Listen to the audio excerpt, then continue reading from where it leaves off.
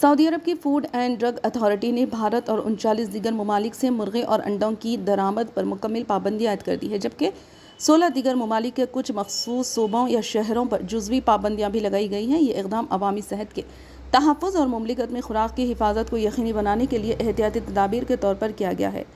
SFDA کے مطابق یہ فیصلہ جانوروں کی بیماریوں سے متعلق خطرات کو کم کرنے اور سعودی عرب میں درآمد ہونے والی خوراک کی حفاظت کو یقینی بنانے کے لیے کیا گیا ہے۔ اتھارٹی نے زور دیا کہ متاثرہ ممالک کی فہرست عالمی صحت کی صورتحال وبائی حالت کے مطابق باقاعدگی سے اپڈیٹ کی جائے گی۔ خود 2004 سے درآمدات پر پابندی عائد ہے ممالک پر، جبکہ دیگر ممالک کو بین الاقوامی رپورٹس اور انتہائی خطرناک ایوین انفلوئنزا کے پھیلاؤ کے بعد شامل کیا گیا ہے۔ مکمل پابندی درج ذیل ممالک سے درآمدات پر لاگو ہوگی: Afghanistan, Azerbaijan, Germany, Indonesia, Iran, Bosnia, Bulgaria, Bangladesh, Taiwan کے علاوہ دیگر Hong Kong, Japan, Faso, Sudan, Serbia, Slovenia کے علاوہ دیگر جزوی پابندیاں درج ممالک کے مخصوص صوبوں یا شہروں پر بھی لاگو ہے۔ آسٹریلیا، امریکہ، Italy, Belgium, Bhutan, Poland, Togo, Denmark, Romania, Zimbabwe, France, Philippines, Canada, Malaysia, Australia اور کانگو جمہوریہ بھی واضح ہے۔